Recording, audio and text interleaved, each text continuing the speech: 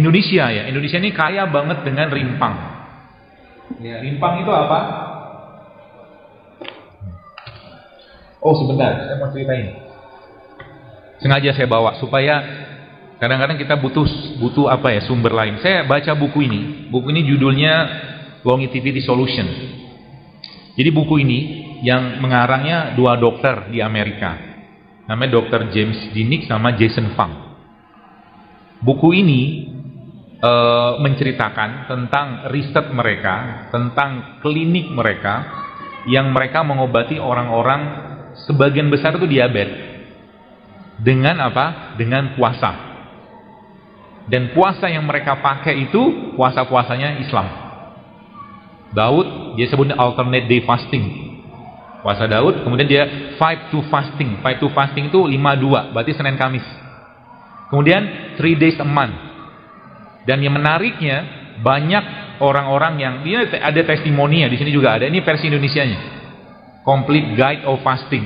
Panduan hidup sehat berpuasa. Jadi ada orang yang 20 tahun pakai insulin bisa bebas insulin dengan berpuasa.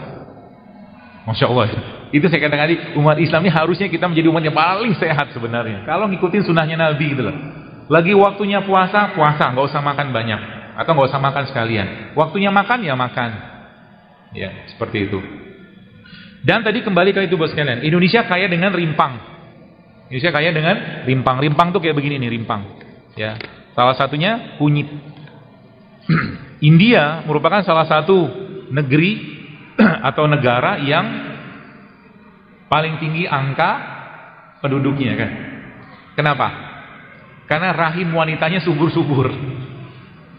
Iyalah apalagi. Kenapa bisa subur? Karena wanitanya, laki-lakinya banyak makan masalah. Masalahnya nggak pakai H.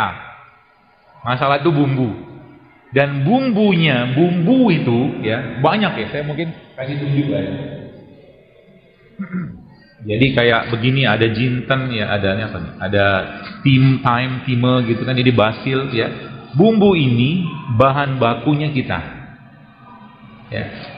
Maka salah satu tips yang saya memang sangat sarankan, dua hal ini dalam kehidupan Anda tiap hari. Dua hal ini dalam kehidupan Anda tiap, ingat baik-baik, jangan pernah lepas, rimpang sama rempah. Rimpang itu ini, kunyit. Kunyit, jahe, kencur, temulawak itu bahan bakunya kita. Rempah ya kayak begini nih. Ini rempah. Dan ini gampang sekali kan dibikin masakan. Kalau Anda bikin masakan, maka kuahnya diminum. Maka itu jadi obat. Itu jadi obat. Ya, kuahnya diminum. Dan ibu-ibu mulai sekarang, saran saya, kalau Anda pengen menyehatkan keluarga, khususnya suami di rumah, maka jangan kasih santan ke suami mulai sekarang. Kalau Anda pengen kasih santan ke suami, maka kasihlah santannya dengan cara kayak begini. Iya. 5 menit lagi. Iya. Air kelapa tua itu, airnya jangan dibuang, diminum ya mulai sekarang ya. Itu bagus sekali untuk kesehatan. Air kelapa tua. Jadi bapak-bapak, ibu-ibu yang edisi lama itu maksudnya yang lahirnya tahun 50 gitu loh. Pentium 1, Pentium 2, Pentium 3 lah. Ya. Minumlah air kelapa tua. Air kelapa tua. Kelapa mudanya buat yang masih muda. Karena kelapa muda bagus untuk detox. Kelapa tua bagus untuk mikronutriennya, bagus untuk orang-orang dengan degeneratif. Gitu. Lalu santannya diapain? Di blender. Santannya di blender pakai kurma, kasih kunyit, kasih garam sedikit. Maka itu akan jadi minuman buat menguatkan jantung. Jadi santan itu jangan dipanaskan. Kenapa opor tidak sehat? Karena santannya. Gitu ya. Jadi santannya jangan gitu. Termasuk juga, nanti cobain, nanti sore ya, bagi Anda yang mungkin puasa atau mungkin yang hari ini pengen nyobain, nanti beli kurma, lalu kurmanya di blender sama air kelapa muda. Lalu disaring sebentar. Atau kalau nggak disaring Anda tunggu aja, itu akan jadi detox yang paling baik untuk pencernaan kita. Air kelapa muda di blender sama kurma. Ya. Murah kan? Murah. Beli air kelapa paling 5.000 lah, 10.000. Ya. Beli kurma mungkin yang box-box kecil ya, saya kira mungkin 10.000, 20.000 dapat sih insya Allah. Ya, seperti itu. Kemudian kenalilah Bapak sekalian. Jadi saya pernah share waktu itu ada 2 jenis ramuan atau 1 jenis ramuan yang saya sendiri takjub ya, takjubnya karena memang dahsyat banget kerjanya. Isinya sebenarnya simpel banget. Isinya kunyit, yang kedua serai, yang ketiga ini jeruk nipis. Kelihatan kan ini jeruk?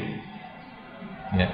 Jadi kunyitnya kupas, potong-potong kecil, slice tipis gitu, and then dimasukkan ke air panas, kasih serai. Ya, kasih serai, kemudian setelah agak sedikit dingin, dimasukin jeruk nipis. Kasih madu.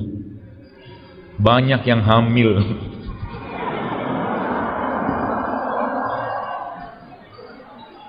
Banyak yang hamil gara-gara itu. Terus nanti yang sudah tua gimana, jadi hamil juga? Ya enggak juga lah, kalau udah menopause mau diapain? Ya. Karena 3 jenis bahan tadi itu mengandung antioksidan yang luar biasa. Bapak-bapak kalau minum itu coba aja lihat, kemampuan vitalitas Anda akan insya Allah meningkat. Luar biasa. Sampai nanti istrinya akan mengatakan seperti ini. Jadi deh. Lanjut. Oh lanjut. Istrinya akan bilang, Papa harus berbagi kebahagiaan ini kepada wanita lain.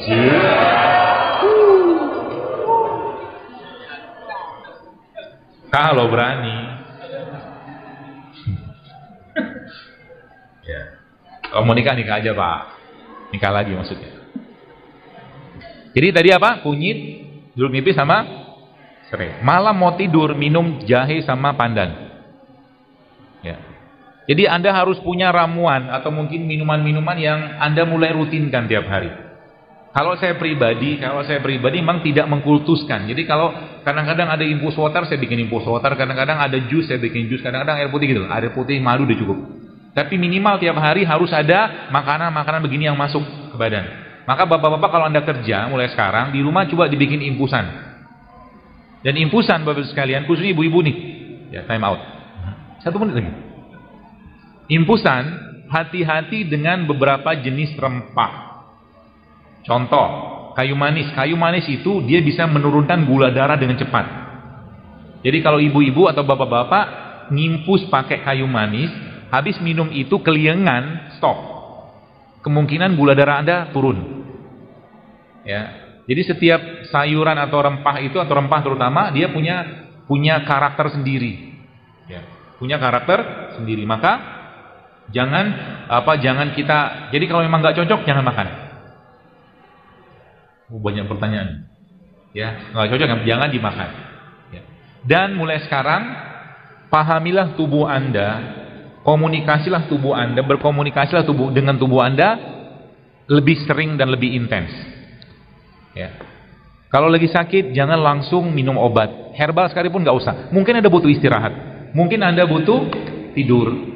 Mungkin Anda cuma butuh air putih. Mungkin Anda butuh cuma air hangat. Mungkin cuma butuh madu.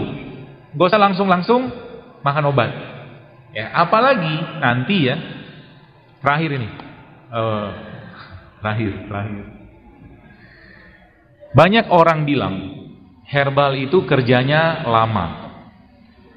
Baik, saya ceritakan rahasianya. Dalam satu kunyit ini Bapak sekalian, banyak sekali bahan aktifnya. Dan bahan aktif pada kunyitnya atau rimpang kayak begini itu kuantitinya itu dikit banget. 0,00 sekian gitu loh. Tapi banyak dia. Satu kunyitnya mungkin ada sekitar 10-20 lebih jenis bahan aktifnya di sini ya, selain kurkuminnya.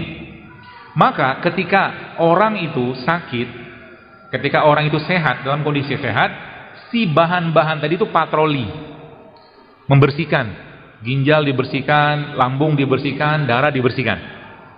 Oke? Dalam kondisi sehat, maka tubuhnya sudah terbiasa dengan ini. Dan dalam kondisi dia sakit, orang itu sakit, maka beliau ini kerjanya spesifik.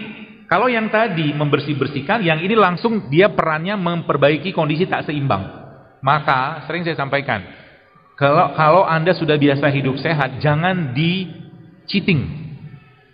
Ya, sebab apa? Nanti imbasnya apa? Imbasnya kalau sering banget cheating, dia tidak akan bisa banyak berperan. Contoh, kalau saya pusing kadang-kadang saya cukup minum jahe, kasih madu, kasih garam sedikit, sudah hilang pusingnya.